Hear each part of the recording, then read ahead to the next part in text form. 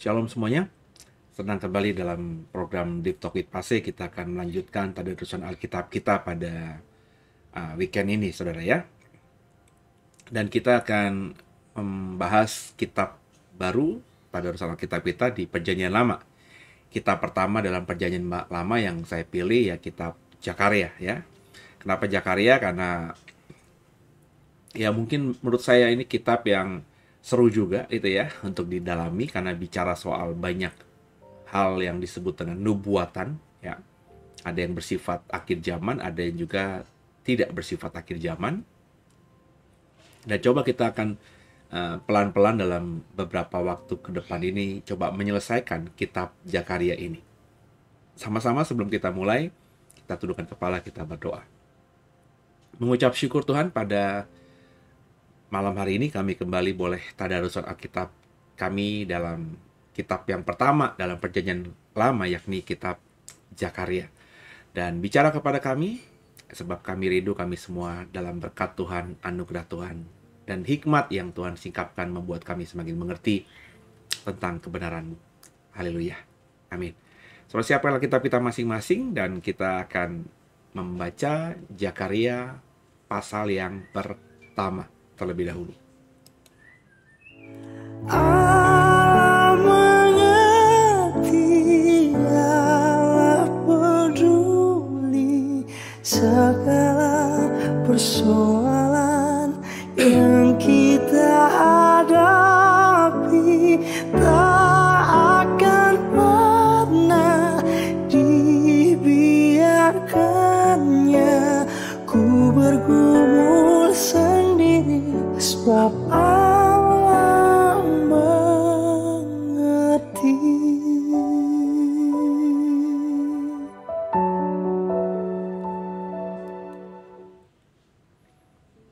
Ya, wah kok hilang? Kitab Zakaria, saya rapikan dulu saudara ya. Kitab Zakaria pasal yang ke-1 ya, pasal yang pertama. Seruan untuk bertobat. Kita baca ya saudara ya. Ayat pertama. Dalam bulan yang ke-8 pada tahun kedua zaman Darius, datanglah firman Tuhan kepada Nabi Zakaria bin Berekhia bin Ido. Bunyinya, sangat murka Tuhan atas nenek moyangmu. Sebab itu katakanlah kepada mereka, beginilah firman Tuhan semesta alam, kembalilah kepadaku, demikianlah firman Tuhan semesta alam, maka aku pun akan kembali kepadamu, firman Tuhan semesta alam. Janganlah kamu seperti nenek moyangmu yang kepadanya para nabi yang dahulu telah menyerukan demikian. Beginilah firman Tuhan semesta alam, berbaliklah dari tingkah lakumu yang buruk dan dari perbuatanmu yang jahat. Tapi mereka tidak mau mendengarkan dan tidak mau menghiraukan aku. Demikianlah firman Tuhan. Nenek moyangmu, di mana mereka? Dan para nabi, apakah mereka hidup untuk selama-lamanya? Tetapi segala firman dan ketetapanku yang telah kuperintahkan kepada hamba-hambaku, para nabi, bukankah itu telah sampai kepada nenek moyangmu? Maka bertobatlah mereka, serta berkata, bagaimana Tuhan semesta alam bermaksud mengambil tindakan terhadap kita sesuai dengan tingkah laku kita dan perbuatan kita.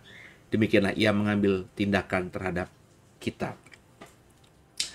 Saudara, kita tahu bahwa dari ayat-ayat yang kita baca tadi ya, bahwa ternyata Zakaria ini hidup di zaman pemerintahan Raja Darius ya. Raja Darius ini kalau kita membaca kitab Daniel ya, raja yang tercatat setelah Raja Nebukadnezar ini mati. Ya, jadi berarti ketika kitab Zakaria ini ditulis atau nubuatan Zakaria ini terjadi, itu terjadi di zaman Israel masih ada dalam pembuangan di Babilonia. Dan ini sudah terjadi beberapa lama mereka ada di sana. Karena nubuatan Zakaria ini terjadi di tahun kedua zaman Darius. Ya, kita tahu bahwa bangsa Israel ada kurang lebih 7 tahunan ya, ada di, maafkan saya, 7 tahunan lagi ya, ada beberapa waktu lamanya ya, di dalam pembuangan di Babel gitu ya. Ada satu generasi, 2 generasi yang lewat di Babel ya, yang mati di sana ya. Mereka dibuang di Babel dalam kondisi sehat dan mati di tanah perjanjian. Ada juga orang-orang Israel yang lahir di tanah Babel, dan ketika kembali ke Yerusalem, mereka ya untuk pertama kalinya tinggal kembali ke tanah air mereka, datang kembali ke tanah air mereka, yakni tanah perjanjian Tuhan. Jadi berdasarkan informasi ini ya, orang Israel sudah ditawan di Babel mungkin tahunan atau belasan tahun. Yang pasti raja yang membuat mereka tertawan di Babel, yakni Nebukadnezar, sudah tidak ada, dan muncul raja baru, yakni Raja Darius. Dan Tuhan kembali berkata kepada Israel, meskipun mereka dibuang di Babel, dibuang jauh dari tanah perjanjian, ternyata Tuhan tidak melupakan Israel. Menariknya kalau kita baca tadi ayat-ayatnya, Tuhan berkata via Nabi Zakaria, beginilah firman Tuhan semesta alam. Itu berkali-kali ya. Jadi lewat Zakaria, Tuhan ingin lagi menegaskan dirinya kepada Israel bahwa dirinya lah yang menciptakan semesta alam. Kenapa begitu? Karena orang Israel yang tinggal di Babel ya sudah mulai terdistorsi tentu pastinya ya oleh penyembahan-penyembahan berhala yang dilakukan oleh bangsa Babel, tempat mereka sekarang ini tinggal. Dan di Babel tentu penyembahan kepada berhala kan macam-macam. Dewa Baalnya ada, berhalanya ada, dewa-dewinya ada. Bahkan kalau kita membaca kisah Daniel ya, kemudian Sadrak, Mesak, Abednego, ya kita tahu juga ceritanya bahwa Raja Nebukadnezar membangun patung dirinya untuk disembah. Jadi penyembahan terhadap raja pun itu terjadi di Babel. Sehingga orang Israel yang mungkin sudah merasa Tuhan meninggalkan mereka, atau mungkin juga berkata bahwa Tuhan sudah tidak bersama mereka, atau mereka mengimani bahwa Tuhan itu banyak ya. Tuhan ketika bicara kepada Zakaria mengatakan, akulah Tuhan semesta alam itu. Ya, nggak ada yang lain. Jadi Tuhan ingin menunjukkan siapa dirinya. Dan Tuhan kembali ingin menyatakan bahwa kalian ada di sini karena nenek moyang kalian tidak mendengarkan, ya, tidak mendengarkan apa yang kuperintahkan. Mereka tidak berbalik dari tingkah laku mereka yang buruk dan dari perbuatan mereka yang jahat. Itu kenapa aku izinkan, kalau kita baca ayat 4 ya, Tuhan semesta alam mengizinkan Israel ada dalam pembuangan ini. Tapi meskipun Israel jahat, Israel akhirnya ya dihukum Tuhan, Tuhan marah lah. Tapi perhatikan, Tuhan yang menghampiri Israel via Zakaria. Jadi inisiatif komunikasi itu ada dalam pihak Allah. Inisiasi untuk memperbaiki hubungan itu selalu dari pihak Tuhan. Ini yang kalau kita membaca perjanjian lama terus berulang. Bahwa Tuhan selalu yang berinisiatif memulihkan hubungannya yang retak dengan umatnya, meskipun umatnya itulah yang menyebabkan keretakan hubungan antara dirinya dengan umat pilihannya ini. Jadi yang bilang bahwa Tuhan di perjanjian lama itu Tuhan yang tidak punya belas kasihan, Tuhan di perjanjian lama itu dikatakan Tuhan yang tidak ada kasih, ini orang-orang yang ngomong begini itu orang-orang yang bagi saya tidak membaca Alkitab dengan baik. Memang sepertinya Tuhan di perjanjian lama itu kejam, menghukum sana, menghukum sini, membunuh sana, membunuh sini. Tapi di balik semua yang dia lakukan itu, Hakikat Tuhan itu tetap sama, yakni mengasihi umatnya. Kasih karunia-Nya terus ada. Terbukti dalam ayat-ayat awal di pasal 1 Zakaria ini, Tuhan yang menghampiri Israel lewat nabinya. Di zaman itu Tuhan tidak bicara kepada semua orang. Tuhan bicara hanya kepada orang-orang pilihannya, yakni nabi. Nabi itu adalah penyambung lidah Tuhan. Tuhan bicara kepada nabi, nabi yang membahasakan bahasa yang dia dapat dari Tuhan itu, pengertian yang dapat dari Tuhan itu, untuk dibahasakan, disampaikan kepada umat Israel secara umum. Jadi, inilah yang terjadi, saudara. Inilah yang terlihat dalam ayat-ayat yang kita baca ini. Dan dalam ayat-ayat pasal 1 ini, jelas juga dikatakan bahwa kamu lihat nenek moyang mereka. Kamu lihat nenek moyang kalian masih hidup. Kamu lihat nabi-nabi kalian masih ada. Mereka hidup selama-lamanya. Ya. Jadi intinya Tuhan kembali ingin mengingatkan Israel yang saat itu menjadi sasaran nubuatan ini, bahwa kalian tuh mau berontak sama aku sampai berapa lama? Kalian tuh merasa kalian hebat tuh sampai berapa lama? Kalian tuh ada masanya. Ya. Kalian tuh fana. Nenek moyangmu masih ada yang berontak kepadaku? Nabi-nabi kalian masih ada? Semuanya masih hidup? Enggak, mati semuanya. Tapi aku tetap ada. Ini sebenarnya membuka pemikiran orang Israel bahwa ya menganggap diri lebih hebat dari Tuhan, menempatkan diri nggak butuh Tuhan itu hal yang konyol gitu. Sebab sehebat apapun kita ya kita mati, tapi Tuhan yang kita berontaki, Tuhan yang kita lawan, Tuhan yang kita tidak percayai, dia tetap Tuhan, dan selama-lamanya dia tetap Tuhan. Nah, ini kan dasar kekristenan juga, saudara. Ya, bahwa kasih karunia Tuhan itu terus ada buat kita. Selama kita akhirnya mau kembali padanya, pengampunannya ada buat kita, penuh. Dosa yang merah seperti kirmizi akan Tuhan buat putih seperti salju. Tapi selama kita mau bertobat, selama kita mau datang kembali kepada Tuhan dan melakukan apa yang Tuhan kehendaki untuk kita lakukan. Tapi kalau kita terus dalam pemberontakan, kita terus dalam pertentangan terhadap Dia, kita terus menganggap diri kita bisa tanpa dirinya, ya yang namanya pengampunan, yang namanya pemulihan, yang namanya berkat dari Tuhan nggak mungkin terjadi penuh atas kita, saudara. Jadi Tuhan akan mengambil tindakan terhadap kita memang sesuai dengan apa yang kita lakukan. Orang Israel ada di pembuangan di Babel karena kelakuan nenek moyang mereka. Orang Israel yang tidak tahu apa-apa, yang lahir di Babel, mereka bingung kenapa mereka orang Israel tapi kok ada di tanah pembuangan. Itu mereka ada di situ karena bapak, ibu, kakek, nenek mereka. Itu yang dalam khotbah saya kemarin juga soal minggu lalu ya, soal urip iku urup. Saya menekankan bahwa perbuatan kita itu bukan cuma berdampak pada diri kita, tapi juga bisa berdampak pada keturunan kita.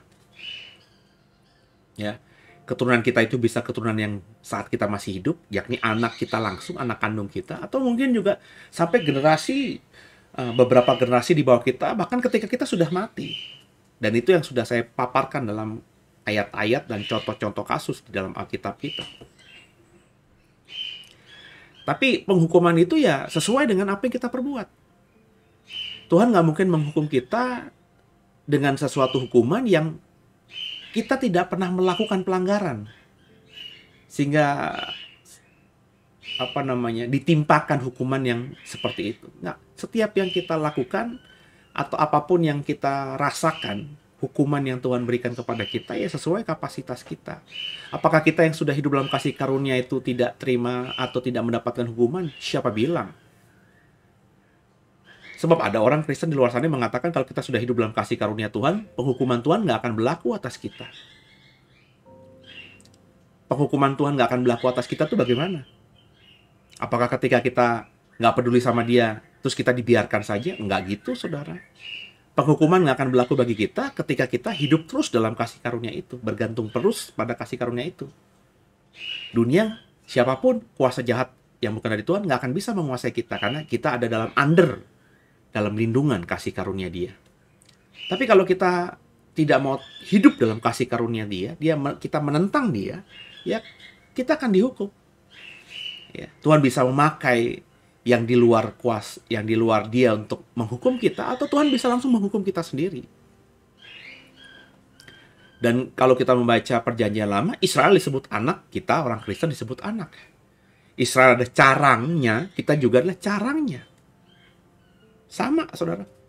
Carang asli Israel bisa dipatahkan, kita carang liar yang dicangkokkan juga bisa dipatahkan kembali. Surat Roma mengatakan, jangan kamu sombong, mentang-mentang kamu sekarang ini sudah dicangkokkan pada pohon zaitun, yakni Tuhan. Kita sudah menjadi bagian dari anaknya. Tapi jangan jadi besar kepala juga. Jadi surat Zakaria atau kitab Zakaria mengingatkan yang pertama tadi bahwa Israel ada di sana karena nenek moyang mereka, dan Tuhan yang berbicara langsung via Zakaria. Tuhan yang berinisiatif untuk membangun kembali komunikasi agar umatnya ini bisa bertobat, dan kalau bertobat Tuhan pasti akan pulihkan mereka. Penglihatan pertama, para penunggang kuda, ayat 7. Pada hari yang ke-24 dari bulan yang ke-11, itulah bulan Shebat, pada tahun yang kedua zaman Darius, datanglah firman Tuhan kepada Nabi Zakaria bin Berekia bin Ido, bunyinya. Tadi malam aku mendapat suatu penglihatan. Tampak seorang yang menunggang kuda merah. Dia sedang berdiri di antara pohon-pohon murat yang di dalam jurang. Dan di belakangnya ada kuda-kuda merah, yang merah jambu, dan yang putih. Maka aku bertanya, apa arti semuanya ini ya Tuanku? Lalu malaikat yang berbicara dengan aku ini menjawab, aku ini akan memperlihatkan kepadamu apa arti semuanya ini. Orang yang berdiri di antara pohon-pohon murat itu telah mulai berbicara, katanya. Inilah mereka semua yang diutus Tuhan untuk menjelajahi bumi. Berbicaralah mereka kepada malaikat Tuhan yang berdiri di antara pohon-pohon murat itu, katanya. Kami telah menjelajahi bumi dan sesungguhnya seluruh bumi ini tenang dan aman. Berbicaralah malaikat Tuhan itu kepadanya. Ya Tuhan semesta alam, berapa lama lagi engkau tidak menyayangi Israel, Yerusalem, dan kota-kota Yehuda yang telah 70 tahun lamanya kau murkai itu? Lalu, kepada malaikat yang berbicara dengan aku itu, Tuhan menjawab dengan kata-kata ramah dan yang menghiburkan.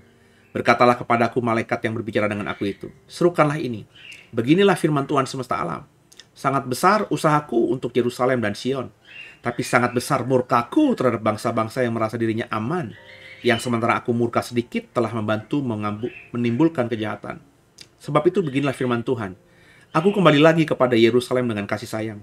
Rumahku akan didirikan pula di sana. Demikianlah firman Tuhan semesta alam. Dan tali pengukur akan direntangkan lagi di atas Yerusalem.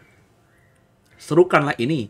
Selanjutnya, beginilah firman Tuhan semesta alam. Kota-kotaku akan berlimpah-limpah pula dengan kebajikan, dan Tuhan akan menghiburkan Sion dan akan memilih Yerusalem pula. Jadi rupanya dalam ayat-ayat ke-7 sampai ayat yang terakhir tadi kita baca, bahwa orang Israel di zaman Zakaria mendapatkan nubuat ini sudah 70-an tahun di pembuangan. Dan Tuhan sudah berjanji dalam nubuatan Zakaria ini akan memulihkan kembali Yerusalem, memulihkan kembali Sion. Ya. Tuhan akan kembali, apa tadi bahasanya itu ya, ada untuk Yerusalem. Rumahku akan didirikan pula di sana. Ya, rumah Tuhan yang dibangun Salomo sudah hancur oleh Nebukadnezar. Dengan Tuhan berkata rumahku akan didirikan pula di sana, itu berarti ada nubuatan bahwa bait Allah yang sudah hancur dan sudah dirobohkan Nebukadnezar itu akan dipugar, akan terbangun kembali, dan itu tergenapi akhirnya. Ya, tidak digenapi di zamannya Zakaria hidup, juga tidak digenapi ketika Israel pertama kali kembali, karena ketika Israel kembali di zamannya Esra, Zerubabel dan lain sebagainya itu ya hanya memugar bait Allah, tapi tidak megah semegah Salomo. Kemegahan bait Allah itu baru kembali ada ketika Herodes Agung itu benar-benar memulihkan atau memugar total bait Allah menjadi lebih besar, lebih megah daripada yang dibangun Salomo. Ya, tergenapi. Ya, jadi nubuatan Tuhan selalu tergenapi meskipun membutuhkan waktu, nggak singkat. Kadang singkat, kadang butuh waktu yang cukup lama.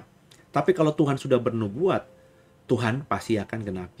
Dan menariknya di sini, ya, Di ayat-ayat yang kita baca tadi, Tuhan tuh mengatakan bahwa dia begitu mengasihi Yerusalem, mengasihi Sion, ya. Tapi juga dia membenci ya, bangsa-bangsa yang murkanya Tuhan tuh besar buat bangsa-bangsa yang merasa dirinya aman, yang merasa dirinya tuh pokoknya dia bisa lah tanpa Tuhan. Nah, Israel satu sisi begitu. Satu sisi ini bangsa dicintai Tuhan, tapi satu sisi dia Israel itu ya karakternya begitu ya. Sering lupa diri, merasa dirinya hebat, merasa dirinya luar biasa tanpa Tuhan.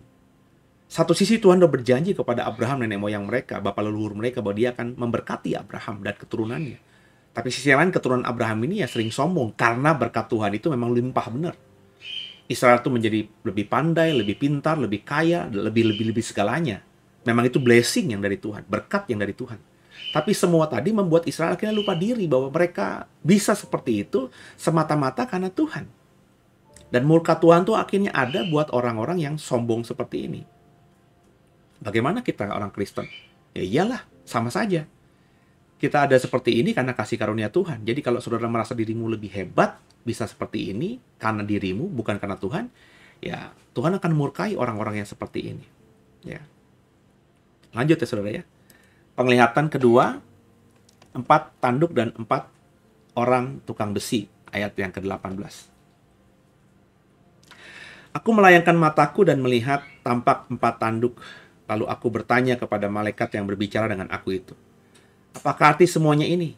Maka ia menjawab aku, inilah tanduk-tanduk yang telah menyerahkan Yehuda, Israel, dan Yerusalem. Kemudian Tuhan memperlihatkan kepadaku 4 tukang besi. Lalu aku bertanya, orang-orang ini datang untuk melakukan apa? Maka ia menjawab, ini pun adalah tanduk-tanduk yang telah menyerahkan Yehuda, sehingga tidak seorang pun berani mengangkat kepalanya. Dan semuanya ini datang untuk mengejutkan mereka, yakni untuk menghempaskan tanduk bangsa-bangsa yang telah mengangkat tanduk terhadap tanah Yehuda dan hendak menyerahkannya. Jadi kekasih Tuhan, biji mata Tuhan, penglihatan kedua, tadi penglihatan pertama ya. Zakaria mendapatkan penglihatan kedua, dia melayangkan matanya dan melihat tempat tanduk. Ya, kita tahu kalau nanti kita mendalami soal tahta Tuhan ya. Ya, 4 tanduk itu bicara mengenai tahta Tuhan ya.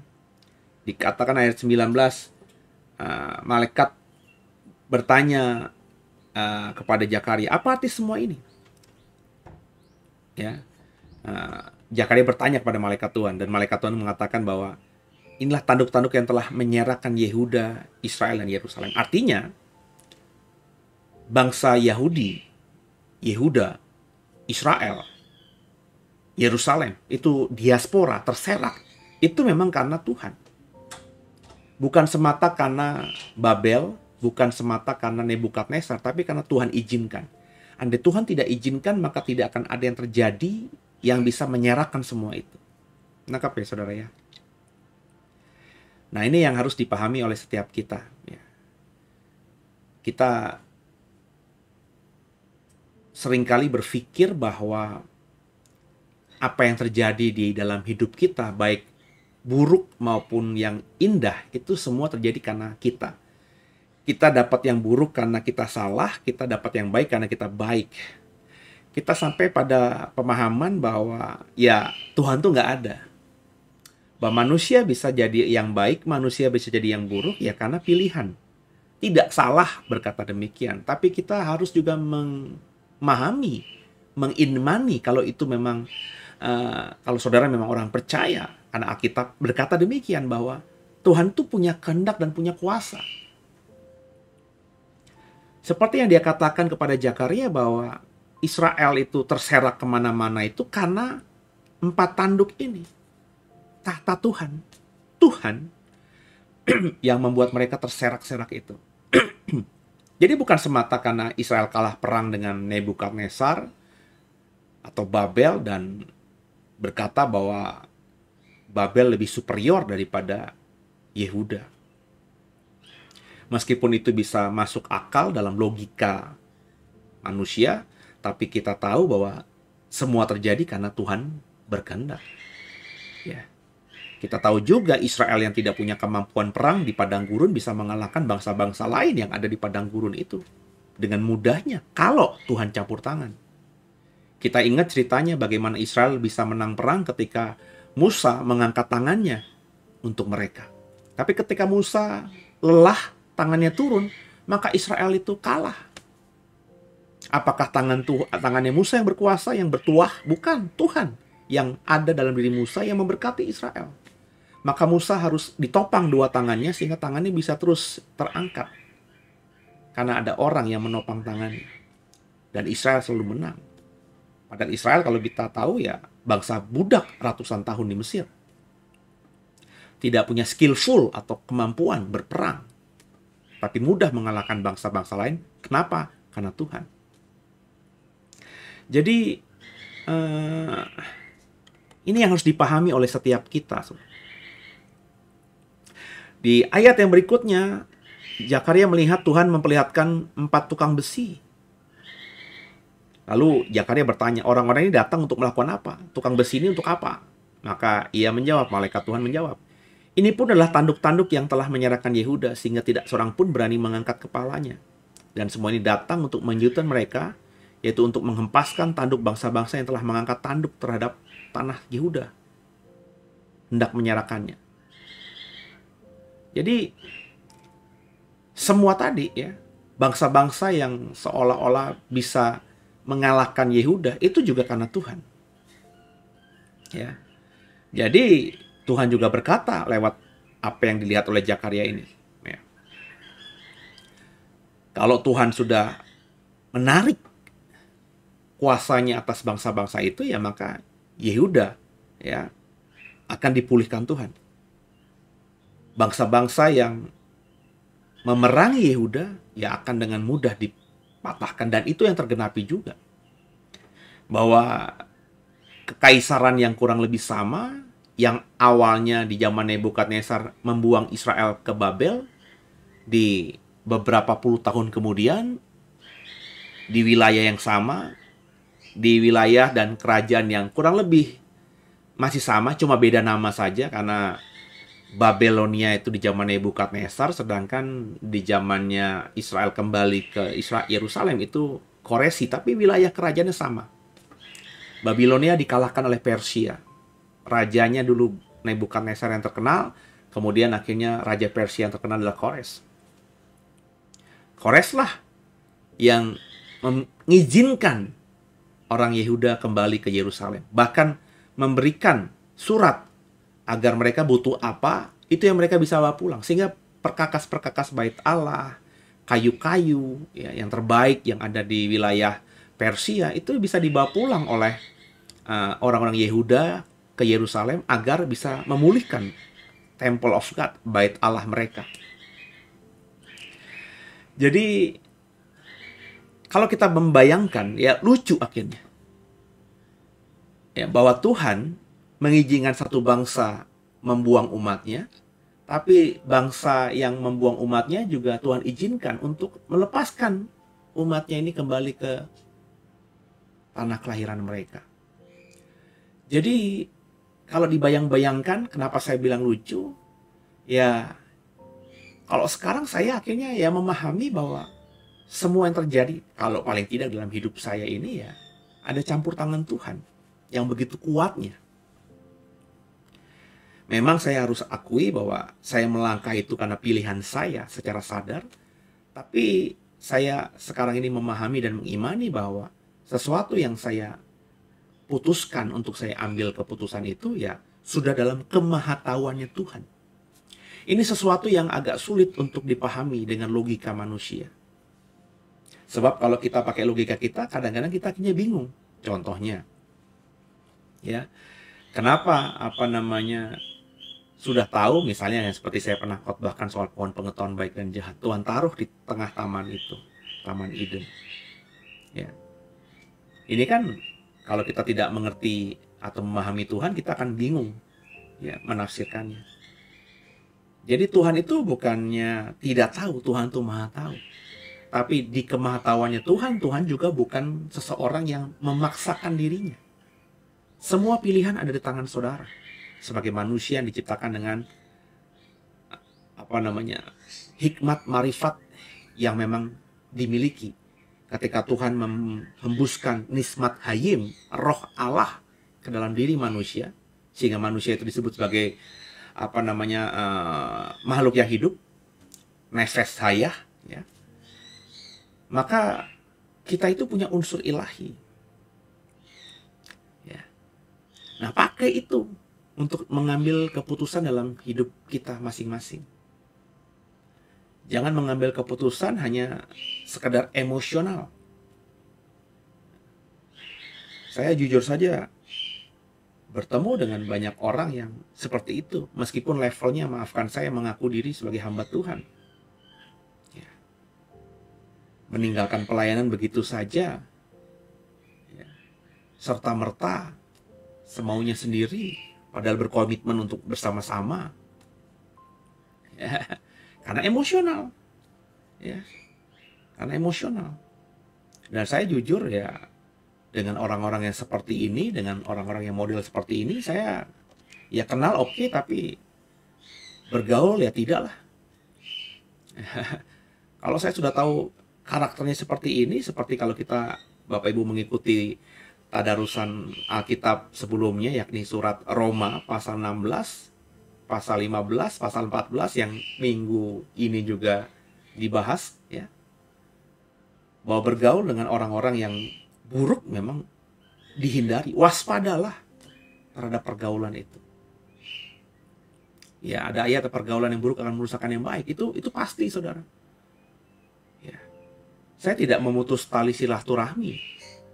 Tapi untuk kemudian kedepannya kita berkolaborasi, bekerja sama lagi dalam dunia pelayanan, ya saya berpikir panjang. Sebab saya sudah tahu kamu dulu seperti itu. Melakukan seperti ini. Mengambil keputusan hanya karena emosional. Emosinya masih kuat sekali. Nah, orang seperti ini, ya kalau nggak bertobat, ya kita melayani bersama dengan dia, kita ya akan jadi batu sandungan bagi orang Kristen lainnya. What for? Buat apa? Apakah saya tidak penuh kasih? Loh, jangan dihubungkan ke sana dong, saudara. Sebab yang saya mau kerjakan itu justru sesuatu yang ingin saya rasakan, ingin saya usahakan jadi berkat bagi banyak orang. Karena saya mengasihi banyak orang. Nah, kalau saya tempatkan orang-orang yang masih emosional ini dalam pelayanan itu, ya bisa jadi targetnya kita untuk jadi berkat ya nggak tercapai. Ya, jadi ini yang saya dapatkan, ya, bahwa meskipun kita punya pemikiran, kita punya keputusan yang bisa kita ambil sendiri, jangan lupakan bahwa ada Tuhan yang dengan kemahatauannya sudah tahu apa yang akan kita ambil dalam keputusan itu. Nah, jadi sekarang ini kalau saya mau ngambil keputusan, saya udah dalam pemikiran nih. Tuhan udah tahu nih. Jangan sampai nanti saya ngambil keputusan yang salah. Ya. Karena saya tahu Tuhan itu tahu keputusan saya, maka ketika saya ngambil keputusan apapun, saya benar-benar mempertimbangkannya panjang. Memutuskannya panjang. Ya. Hitung-hitungannya ada. Ya. Karena saya paham, Tuhan saya sudah tahu apa yang akan saya ambil dalam keputusan saya. Meskipun di logika saya nggak masuk akal, saya belum ambil keputusan kok Tuhan tahu. Tapi saya mengimani begitu karena Tuhan Maha tahu. Tapi saya juga sadar meskipun Dia Maha tahu, Dia tidak semena-mena gitu bisikan sesuatu. Ini Seno yang harus kau ambil keputusan, ini yang harus kau lakukan. Enggak, Tuhan tetap memberikan privilege kepada saya untuk memutuskan mana yang harus saya ambil. Jadi kekasih Tuhan, biji mata Tuhan, inilah yang kita bisa baca dari surat Zakaria, bicara soal keadaan orang Israel di pembuangan.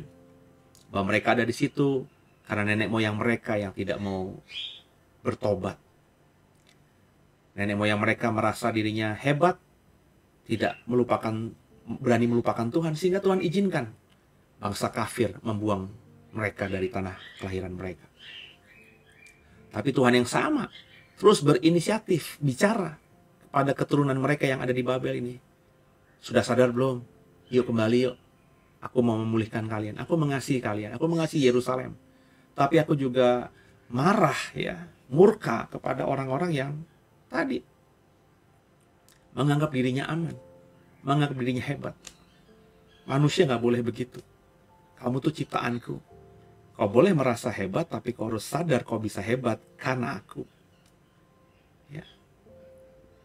Maka seperti aku menggunakan kerajaan ini untuk membuat kalian terusir dari tanah perjanjian, aku yang sama bisa memakai kerajaan ini juga untuk mengirimkan kalian pulang kembali ke tanah perjanjian. Jadi kalau kita memahami siapa Tuhan yang seperti Zakaria pasal 1 ini sampaikan, saya rasa hidup kita ke depan, masing-masing kita, itu akan lebih bijaksana dalam mengambil keputusan. Dan saya jujur merasa yakin, nggak semua saudara, nggak semua banyak orang Kristen memahami ini. Dan saya rindu semua kita punya pemahaman akan hal ini. Yuk sama-sama kita bertobat, sama-sama kita jangan mengulangi kesalahan yang diperbuat oleh bangsa Israel. Semoga jadi berkat. Tuhan Yesus memberkati semua.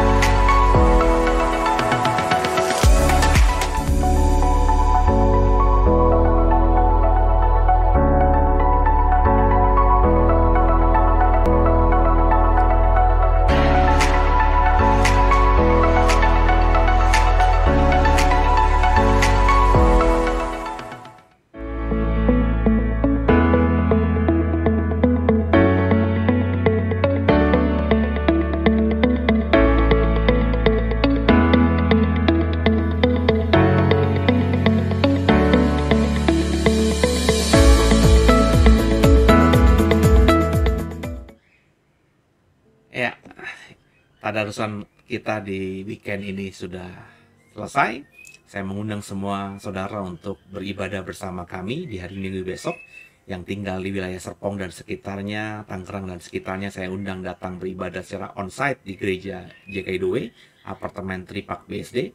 Semuanya bisa datang ya, dengan sukacita. Ya, kita tidak ada sekat-sekat. Pokoknya kita bergereja ya bergereja. Saudara datang ke gereja karena kerinduan saudara, karena haus akan Tuhan, ya, bukan karena embel-embel yang lain. Kami, para pelayan Tuhan di The Way, akan melayani semaksimal kami. Dan juga yang jauh, ya, masih bisa mengikuti secara live streaming ibadah kami jam 11 di channel YouTube ini, The Warriors. Atau kalau saudara terlambat atau mengikuti ibadah di gerejamu dan ingin dapat berkat juga dari firman yang disampaikan di ibadah Minggu Raya The Way, Bapak Ibu bisa mengikuti secara siaran tundanya. Karena semua yang kami rekam secara live streaming, kami taruh juga di channel ini sehingga bisa ditonton lagi berikutnya atau ditonton lagi di jam-jam yang berbeda, di hari yang berbeda bahkan. Ya, semoga apa yang kami lakukan jadi berkat buat semuanya. Saya sebagai gembala rindu untuk mengajar kebenaran. Saya sebagai hamba Tuhan rindu agar banyak orang di luar sana yang semakin mengerti soal Tuhan. Dan di perjanjian lama, di tadarusan Alkitab perjanjian lama ini, saya ingin mengajar saudara banyak hal soal yang disebut dengan nubuatan dari kitab nabi-nabinya Tuhan di perjanjian lama. Sehingga saudara akhirnya memahami apa itu nubuatan, apa itu nabi, apa sebenarnya isi nubuatan dan lain sebagainya, saudara ya. Jadi ikuti terus tadarusan ini, karena di pasal-pasal Zakaria berikutnya, di kitab-kitab lainnya, kita akan banyak belajar dari tulisan firman Tuhan yang diberikannya kepada nabi-nabi yang luar biasa di zaman perjanjian lama. Semoga jadi berkat, dan tolong di-share program ini supaya banyak orang yang mengikutinya. Di-subscribe kalau belum, di-like kalau berkenan, atau berikan di kolom deskripsi, kolom komentar pendapat saudara, masukan saudara, kritik saudara, ya, yang membangun tentunya. Semoga kita terus bisa mempertajam program ini sehingga semakin jadi berkat buat yang lainnya. Kita tundukkan kepala, kita doa. Makasih Tuhan, Kami sudah mulai tadarusan Alkitab di Perjanjian Lama, Zakaria pasal 1. Bicara terus kepada kami dan berkati kami. Esok kami mau beribadah, berkati ibadah di JKIDW, agar siapa yang hadir, baik datang secara onsite maupun mengikuti ibadah secara live streaming online, diberkati Tuhan luar biasa. Kami persembahkan semua yang terbaik yang kami bisa beri hanya untuk Tuhan. Ampuni salah dosa kami. Yesus Kristus adalah Tuhan Juru Selamat kami yang hidup, dan ke dalam tangan-Mu lah kami serahkan tubuh, jiwa, dan roh kami. Haleluya. Amin. Selamat malam, selamat beristirahat. Tuhan Yesus memberkati semuanya. Sampai minggu besok dalam ibadah Minggu Raya JKIDW.